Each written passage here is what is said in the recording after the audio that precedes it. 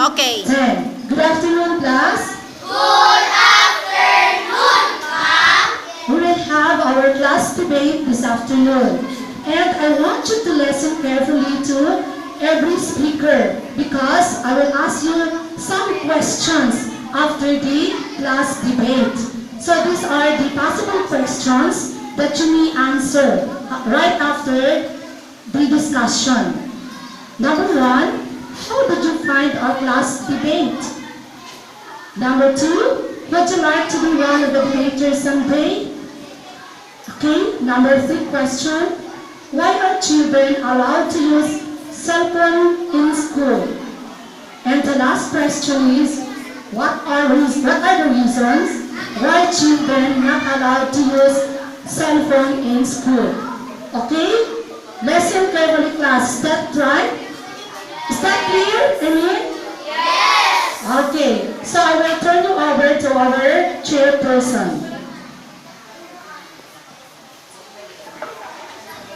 Hello, good afternoon, everyone. I'm just Mary Linyal your chairperson for today's class debate, September 10, 2015.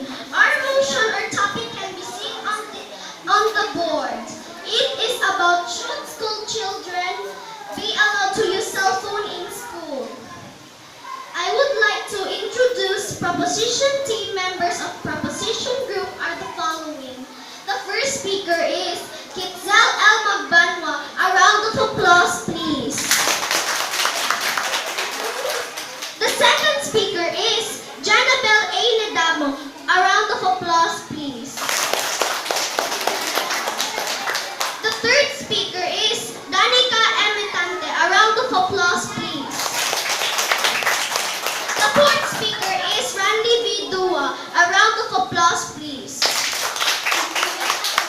The fifth speaker is Sunny Clint M. Bernaldez. A round of applause, please. The last but not the least, this is the sixth speaker, Zara May A. Commission. A big round of applause. For the opposition group are, the first speaker is Charlie May J. Salinas. A round of applause, please. The second speaker is Melvin Vince Bernard. A round of applause, please. The third speaker is Nigel Vina Hilat. A round of applause, please. The fourth speaker is Robert J.C. Lucasan. A round of applause, please. The fifth speaker is Alexander H. Lingas. A round of applause, please. The sixth speaker is Gladys Faith Ramos. A round of applause, please. Our honorable board of judges are our dynamic school principal, Mr. Eliezer B. Elman. A big hand, please. Our active assistant principal, Marisa M. Baclayon. A big hand, please. Another amiable assistant principal, Janet Gabrines. A round of applause, please. Noribel C. Panajel, grade 4 Amethyst advisor. A round of applause, please. Nancy R. Barrientos, grade 4 Garnet advisor. A round of applause, please. For our timekeeper, we have Rihanna M. Lampuni. A round of applause, please. May I remind each speaker that you are only given 5 minutes to speak, and exceeding of that is not allowed. The timekeeper will shout time is up when the time allotted for you is up. By this time, I would like to call in our first speaker for proposition team to open our class debate in support of the resolution or motion, Kitzel L. Magbanwa.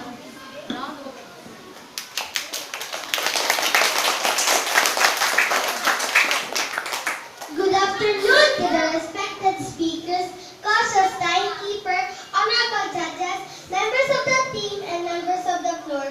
Ladies and gentlemen, I am Kitzalan Magbanwa, the first speaker of the proposition team. Before I proceed to my speech today, I would say some important things about using mobile phones. Mobile telephones are widespread with almost every adult in all developed countries. Despite the fact that mobile phones have existed only 20 years ago, mobile phones make our life easier. With the help of them, we can use a wide variety of functions such as talking and sending photographs, and video playing music, and games, and even surfing the internet. The main use, however, have possibilities for voice calls and for texting short messages.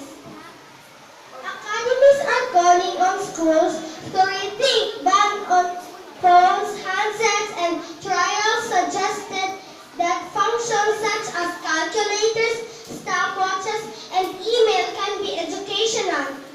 During 9-month experiment involving classes aged 14 to 16, pupils either use their own mobiles in lessons or new generation of smartphones, which allows internet connection. They were used to create short films, set homework reminders, record a teacher's reading a poem, and the time experiments with the phones, stopwatches. The smartphones also allow pupils to access revision websites, log into the school, email system, or transfer electronic files between the school and home. Study by researchers at Nottingham University involved 331 pupils in school. At the start of the study, even pupils were often surprised at the thought that mobile phones could be used for learning. After their hands-on experience, almost all pupils had enjoyed the project and left warm habitation. One more teachers, researchers, and students like mobile phones, and they know how to use them. Using this technology gives them more freedom to express themselves without needing to be constantly supervised. The teacher said, I, as a first speaker of the proposition team, strongly agree that the school children bringing and using mobile phones in the school. I thank you.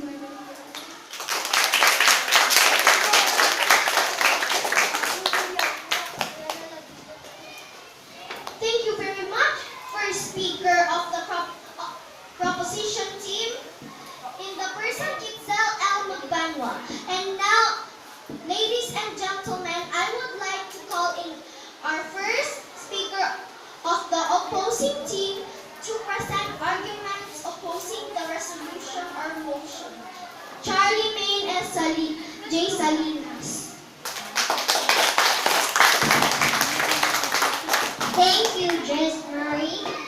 To my co-opposition team members, proposition team, and the board of judges, ladies and gentlemen, good afternoon. I am Charlene G. Salinas, the first speaker of the opposition team. I am not agree of allowing school children to own and use mobile phone because in the first place, too much exposing the cell phone is detrimental to one's health. There are possible long-term health risks from using mobile phones, especially in children usage.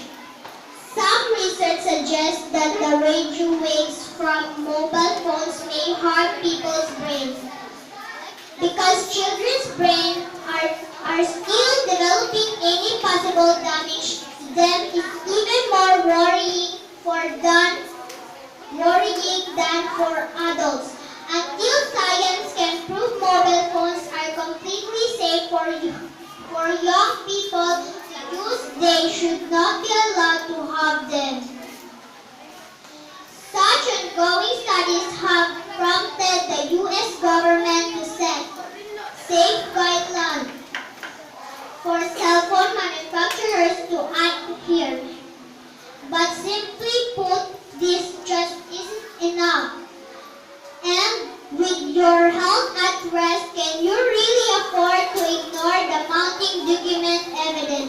For the 2000 research studies from around the world all confirming that the cell phone radiation produced by PDA could be the blame for headache, impaired immune system, tumors of hearing nerve, and others. Keep in mind such a devastating health risk along with every use of your iPhone, BlackBerry, PDA, mobile phone, or others mobile device, making the likelihood that you or someone you love will suffer needlessly simply for too great to ignore. With all this proven evidence, I strongly disagree of allowing school children to use cell phone in school. I thank you.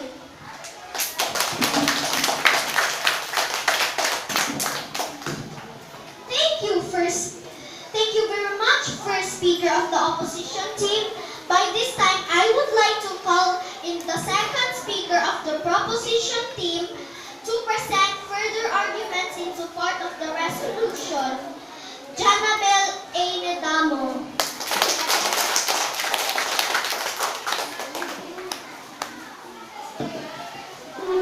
To my co-proposition members, opposition groups, Board of Judges, member of the floor, timekeeper, ladies and gentlemen, good afternoon. I am Janabel A. Nedamo, the second speaker of the proposition team. I definitely agree that school children should be allowed to use mobile phone in school. Scientists did not 100% prove that using mobile phones are harmful. If it really was, they will already prove it. I didn't heard of any health problems related to the usage of mobile phone. It is existed 20 years ago. Our first speaker of our proposition team revered a while ago. There is no evidence of any children or adult got sick because of using mobile phone. Did you heard of any person got sick because of the exposure to mobile phone? It is just a myth. I would rather recommend that students should definitely be able to use their phones during class. A phone is a great device. It can use for many educational things like research, project, calculator, and even putting in important dates. When a homework, assignment, or a project is due, you can also use a phone to call or text your parents if maybe you forgot your lunch at home. Need lunch money so you can eat at school, or to let them know that you have tutorial after school. That there are many things that phones are useful. Bring and using mobile phone in school keep children safe. That's all I can say. Thank you.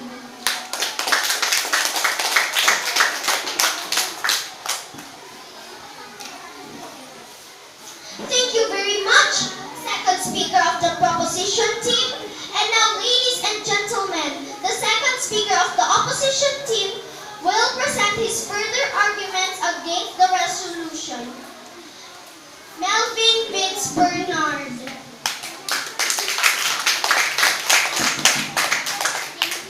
Thank you, Jasmine. To my co-opposition team, to the proposition team at the other side, timekeeper, member of the floor, ladies and gentlemen, Honorable Board of Judges, good afternoon. I am Melvin Vince Bernard L. Nicolas, the second speaker of the opposition team. Should children be allowed to use cell phone in school? A big no for me. Why? Because it has negative effects on their emotions. The presence of a cell phone where two or more people are talking face to face can generate negative feelings toward the person who has his or her device visible. In two studies conducted at the University of Essex in the United Kingdom, researchers studied the effects of a mobile device during a nose-to-nose conversation. In the first study, 37 pairs of strangers were asked to spend 10 minutes talking to each other about an interesting event that happened in their lives. Within the past month, half of the participants were seated in a scheduled area with a mobile device present on a desk nearby, whereas the other half remained without a cell phone. The results of the study showed that those who had a mobile device nearby were perceived less positive by the stranger compared to the other participants without a cell phone present. In the second study, researchers include 34 different pairs of strangers who were asked to discuss trivial topics while others were asked to discuss significant events that occurred in their life. Half of the participants chatted with a mobile device while with the stranger and the other half had a notebook. The results of the study show that those who spoke about significant events in their lives with a notebook present experienced a feeling of closeness and trust in the stranger, unlike those with a cell phone.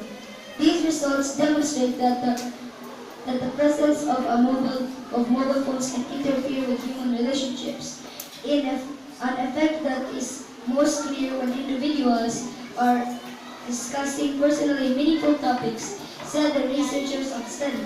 How much more with these young minds, these young school children, using cell phone will result of a negative feeling toward their classmates, teachers in school, and even at home. That's all I can say. I thank you.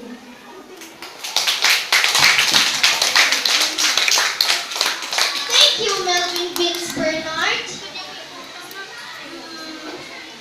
In this juncture, may I call for a short recess to prepare teams rebuttals. You are only given few seconds for this.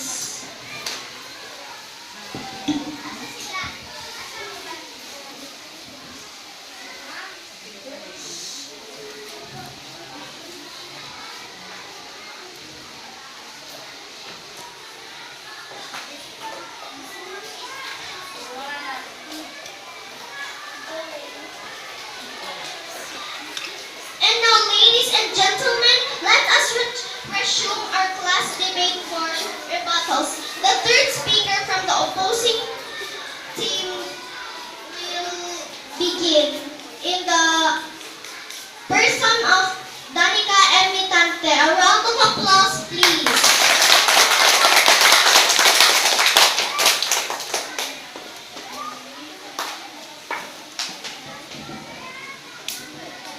To my co-proposition members, opposite team, and the board of judges.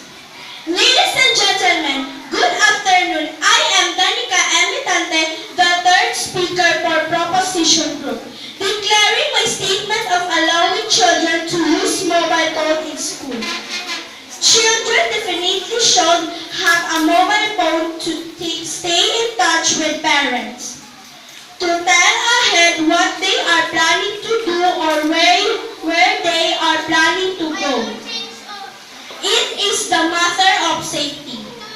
Also nowadays, it is impossible to live without a cell phone.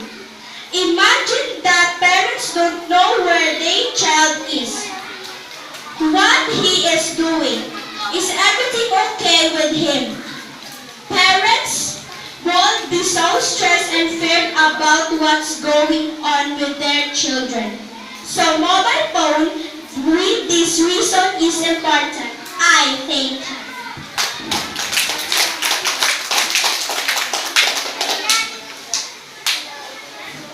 Thank you, Danica Emitante.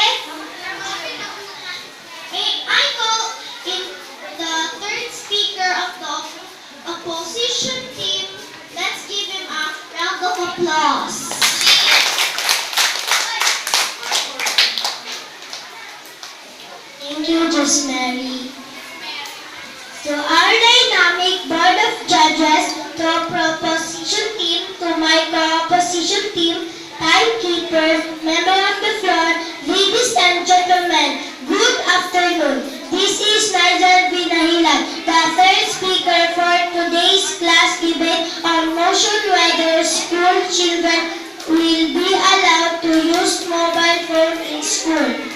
I am definitely disagree with what the speaker of affirmative said that school children bringing and using mobile phone in school keep children safer.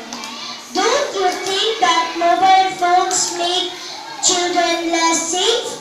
Firstly, they are carrying an expensive fashion item that makes them a target for criminals. Millions of people are robbed of cell phones every year, sometimes with violence.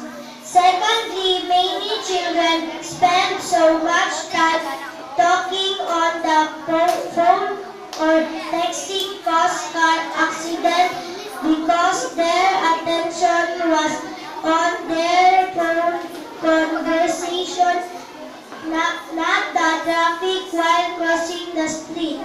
So utilizing cell phones for our young children are not recommendable. That's all. I thank you.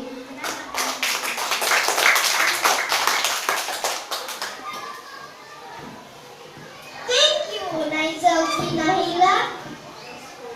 And now let's give time for the fourth speaker from the proposition team. Defend the motion of a round of applause, please, to him.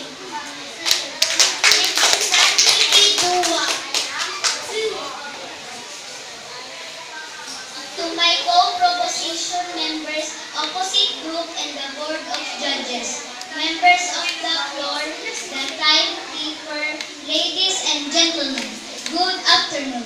I am Randy B. Dual, fourth speaker of the proposition group. I am strongly agree of allowing school children to use mobile phone in school. It is additional security measures for children to have a mobile phone. So whatever circumstances that they may be facing, they can notify their family or authorities quickly. So I see no reason why we are not allowed to have our own mobile devices. After all, we are growing and we deserve to have it. And maybe additional patronage or guidance from parents having mobile phones is a must so that the children will be guided on the proper use of the device. That's all. Thank you.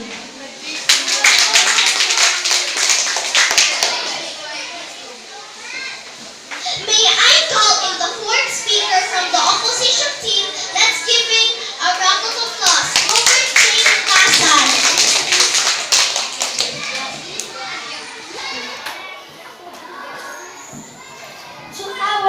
To our energetic board of judges, today's class debate, to my calling in opposition team, to the proposition team, a pleasant day to one and all. I am Robert Jason C. Lucasan, fourth speaker on opposition team. Certainly agree with my opposition team. I grew of not allowing school children to bring or either use mobile phone in school. No mobile phones should be banned because they take student attention away from their lesson and destroy discipline. Mobile phones are inappropriate in school. Rules about having them turn off in lesson are impossible to enforce because some smart students just put in silent mode and successfully playing text or playing games in the back of the class. There have been major cases of students using mobile to cheat in tests, and some students recording and taking different photos from their teacher and then post it internet. School are for learning and anything which get in the way of that should be banned. That's all. Thank you.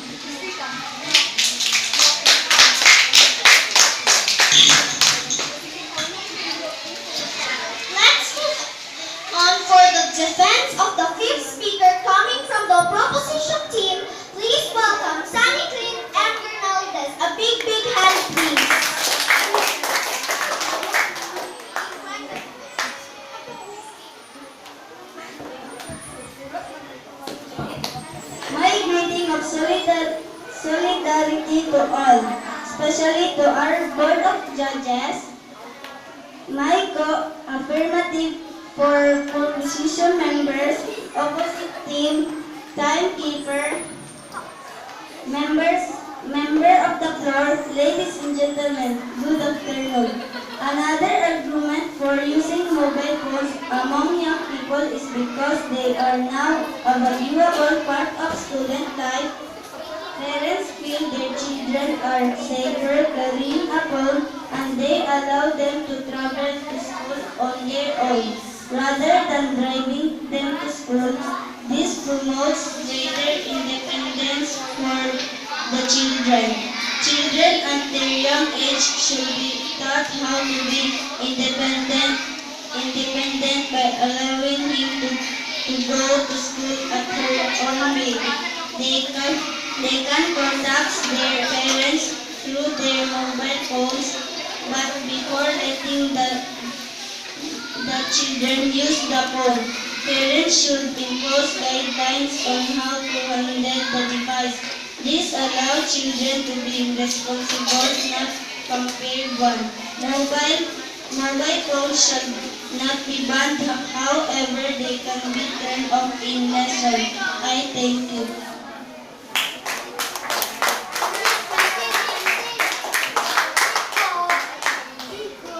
Thank you, Sunny Clint and Bernaldez.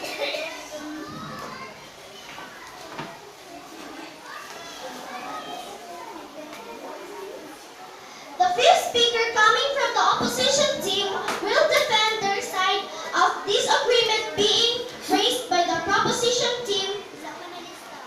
Please welcome Alexander.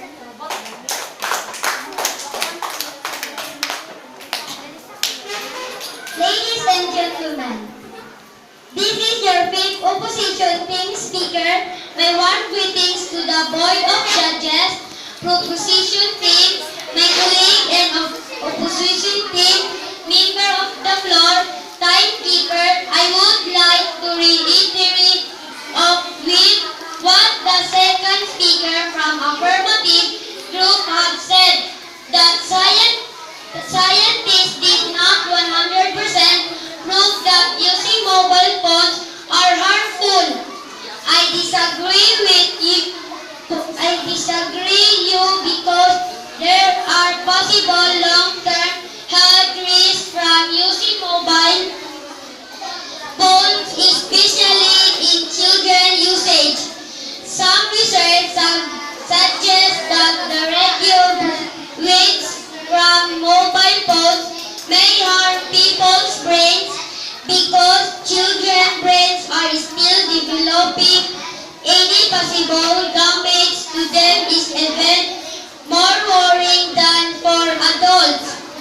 Until science can prove mobile phones are completely safe for young people to use, they should not be allowed to have them.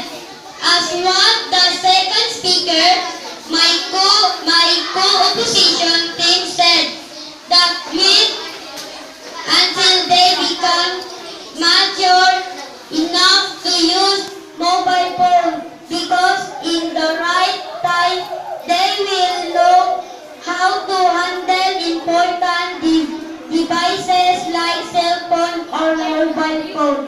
That's all. Thank you.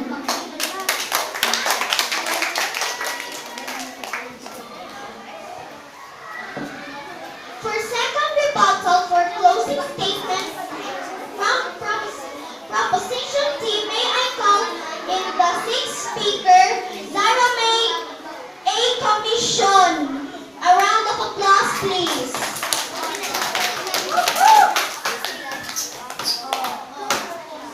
Ladies and gentlemen, this is your last speaker from proposition or affirmative group. I am Zairami A. Commission. My due to our Board of Judges, proposition group, and my co-members from opposition team, timekeeper, member of the floor, ladies and gentlemen, greeting of peace to all. This is your sixth and last but not the least speaker from proposition team. I believe that children should be allowed to have and use their own mobile phone. Mobile phones can be very handy and especially useful in an emergency situation where they need to contact someone quickly. Furthermore, with how many smartphones there are nowadays, children can keep themselves entertained on their mobile phones through many applications. Furthermore, students should be allowed to bring their own device and enjoy that freedom while also being able to focus on their learning. Bringing their own device will encourage them and show a level of respect that they appreciate, and in return they'll pay more attention to the teachers and become better students because they give back the respect they earn. That's what I say. I think.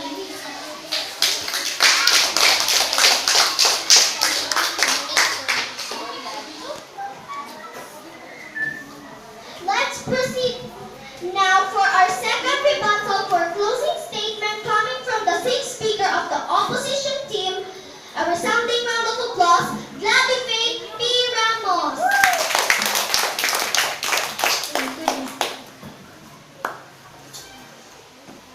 To my due respect to our Board of Judges, the proposition group, and my members from opposition team. To timekeeper, member of the floor, ladies and gentlemen, greetings of peace to all. This is your sixth and last but not the least speaker from opposition team. Why do kids need a phone? Who are they going to call or text inside the school? We have our teacher to look for us. Our parents basically knew of our time schedule of going out from school for dismissal and they can fetch us on the right time. If our guardian or parents late of fetching us, we can stay at the guardhouse or even in our classroom while waiting for them to arrive. So mobile phone in this case is no longer usable. It's only an additional thing for children to carry and to keep off. One thing, some minors might misuse the device by sending unkind messages to their friends, classmates, or even those children they hate. And the bullying starts. We don't allow this to happen because bullying law is already implemented. Did you know why the people made phones? It was because that adults could use them and not kids. Also, already kids at their young age are starting to have glasses because they are too busy texting or looking at the screen for long periods of time. Also, it is a distraction to learning, and even if they have homework, they will be more focused on their phone. Than their work. That's all. Thank you.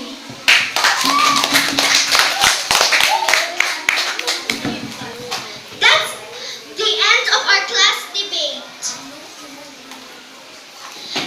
I will turn you over to our teacher advisor, Mrs. Vienna P. Manipok, for post-debate discussion and assessment. Okay, that's it for our class debate. And now, this is the post-debate version. This is a sort of assessment. If you have gained something, if you have learned something from our topic or discussion. So this is the question. How did you find our class debate today? How did you find? Yes, Ted.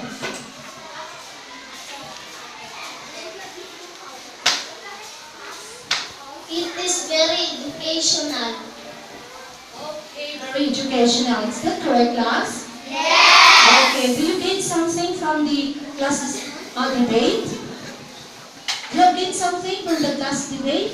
Or if you gain something, what else? What are some other answer? How did you find our class debate today? Yes, Nichel. It helps us to think deeply. It helps you to think deeply. Okay, number 2 question. Would you like to be one of the debaters someday? Can you answer this? Yes, Ayana.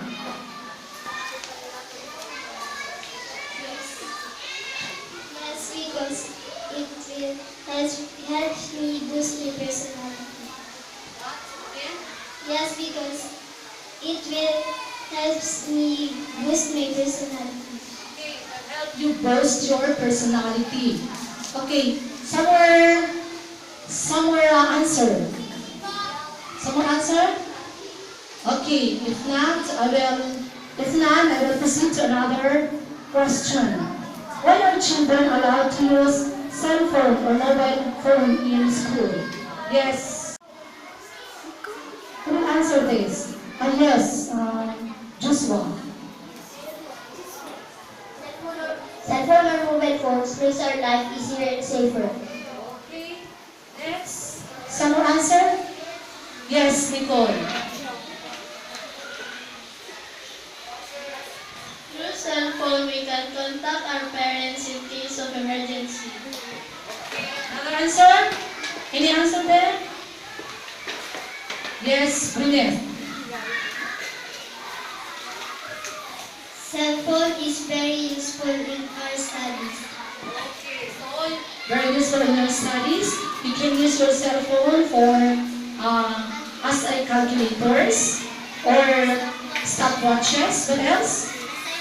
Okay, you can use it or for browsing internet for your assignment. Okay, another question. What are reasons why children are allowed to use cell phone in school? Yes, Gretchen.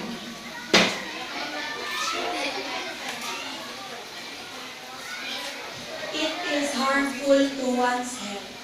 Okay, so it is harmful to one's health or it is detrimental as what the affirmative team revealed a while ago. It is detrimental. Another, I mean opposition team, as what the opposition team revealed a while ago, that it is detrimental or harmful to one's health. Okay, another answer coming from Eliza.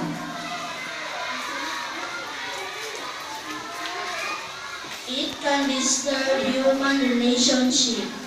Okay, so it can disturb human relationship. In what way? Maybe those person who have the device while focusing on texting or focusing on using that mobile phone. Okay, another answer. Yes, come on. Artelia.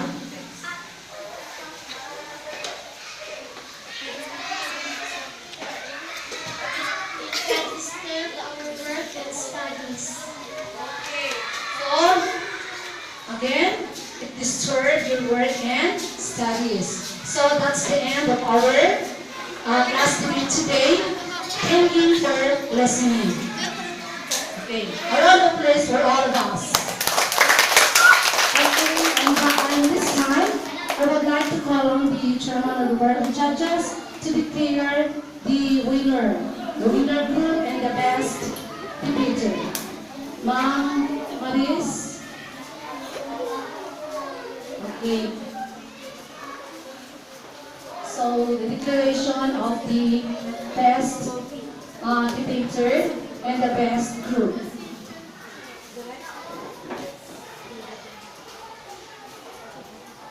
Okay, a round of applause to Ma'am Marisa Pacayo. Our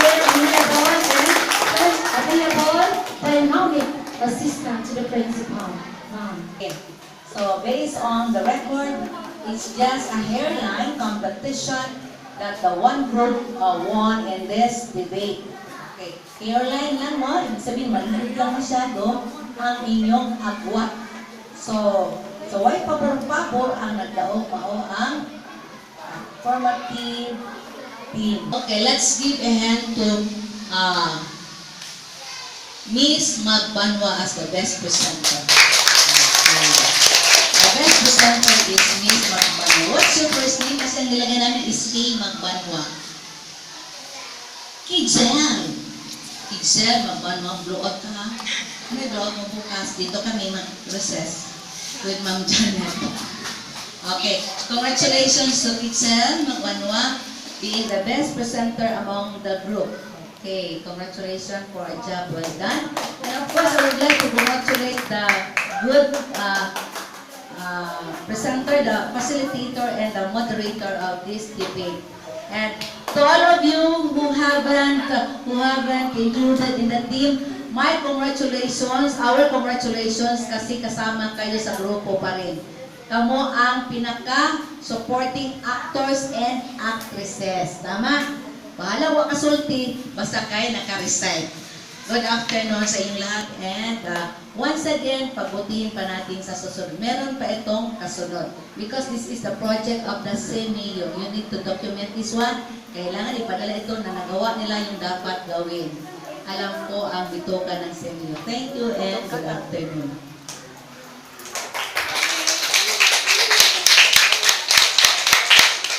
Okay, children, what will you say?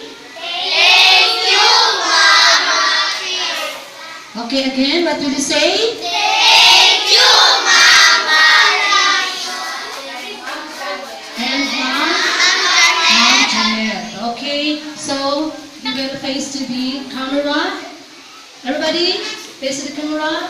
And again, what will you say? Thank you for watching. Okay, thank you for watching. Okay. Subscribe for more videos.